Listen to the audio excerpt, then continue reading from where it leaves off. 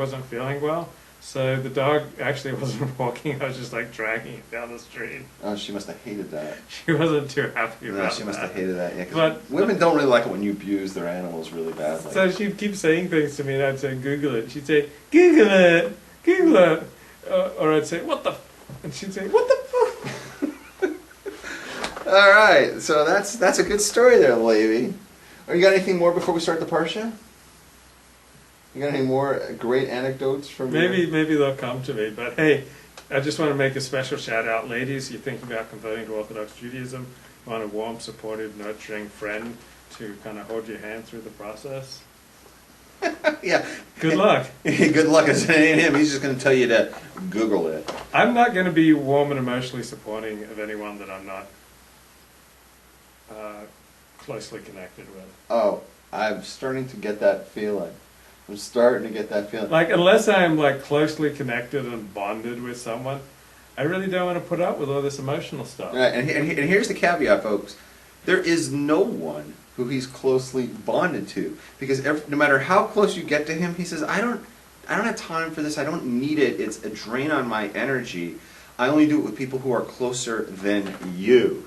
And really, the only person that's close enough to him where he cares is himself. So basically, Levi only cares about himself. He lives in his own world. I care about beautiful women. And how many of them are closely bonded to you? None right now, Thank but I'm you. That's all thinking I need to know. after they see this video, make them a lot of them will want to get closely bonded. Can we turn on the basketball game now? Oh yeah, hey, Boston just won. Okay, let's flip over. Thank you. Was it on 42? Yeah.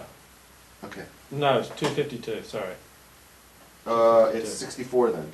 Oh, I 64. forget because That's ESPN. yeah they alternate each night. Okay, so Dallas at Oklahoma City, and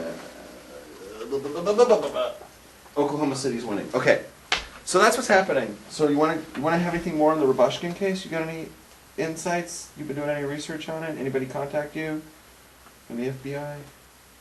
No, but I hear there's a Seventh-day Adventist serving at Schwartz's running the bakery counter on afternoons. That's the hot tip tonight, huh? That's the hot tip, so Yeah.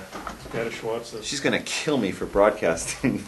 I think I'm dead meat. I better not show my face in there. Okay, so you want to go to the Parsha? Yeah, I love the Pasha. That's a great The only thing I love Parsha. more than Pasha is Don't even say it. Gomorrah. Oh, so there's Emma's back. Was back in there. Emma's in the room. Emma. That sounds familiar. Emma, 456. Oh, wait. Hola.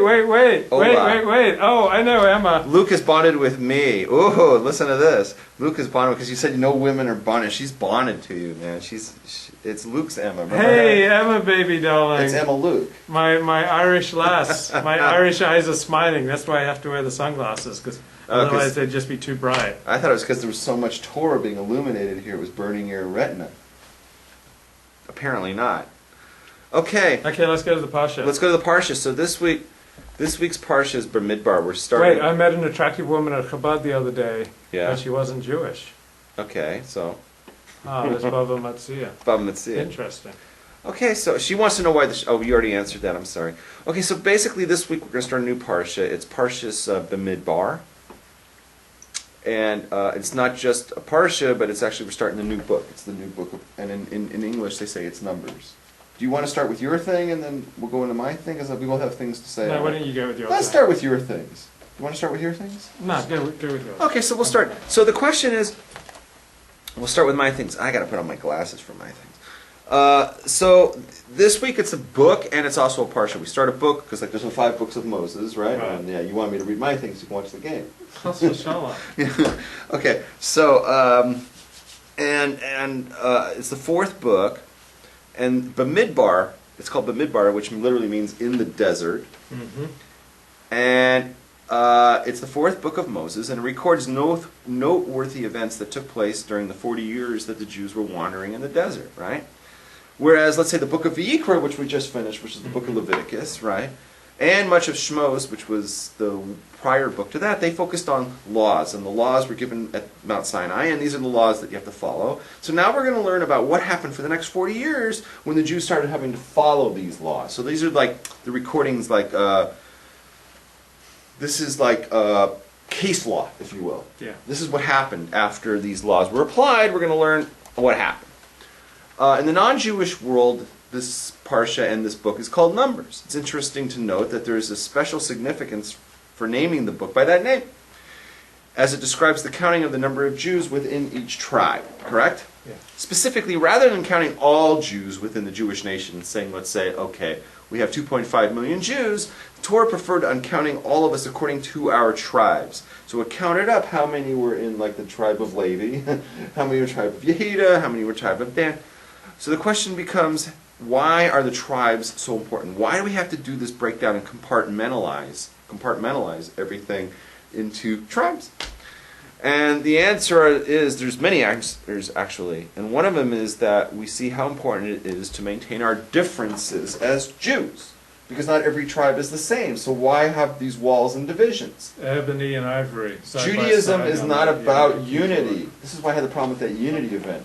Because Judaism is not about unity. Unity is like a Christian concept. Like, we're all one, and it's like...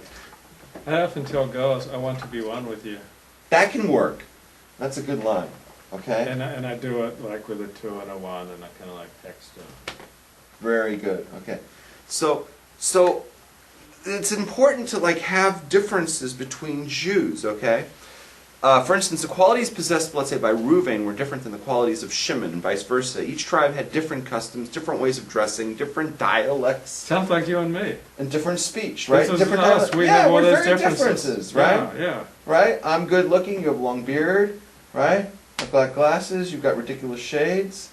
What else? Okay, so there's like, you can see that there's differences, right?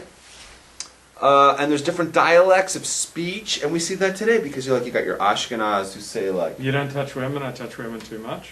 There you go. Ashkenaz say Shabbos, and the Sephardim say Sabbath, or what do they say? They say Shabbat. Right, and there's different ways of dressing. You see all this. We maintained the tribal differences until we began our exile. Then the tribal differences and distinctions were lost. And today we don't really know who's in what tribe, right? It's like a blend. However... Well, we can look at what kind of yarmulke they're wearing. Over the next millennia, very different customs developed amongst the diverse groups that we have today, such as we have the Sephardim and Ashkenaz, the Hasidish, the Litvish, the Polish, Galiciano, Teimanim, Persians, etc., right? Everybody's got like their different new socks and nuances. Everybody's like a little bit different. In essence, we're a nation composed of nations, as it says in Deuteronomy 33:3. When the Jews are referred to as God's Holy One, the words Ami, nations, is used. It's not just people, we're nations, because we have many different subsets of huge populations of people who do things similarly to themselves, but very different than the people in a different neighborhood or a different part of the country or a different part of the world. Right? That's why we have Ashkenaz, like completely different than Sephardim today, right? You have Hasidish and Litvish are very different.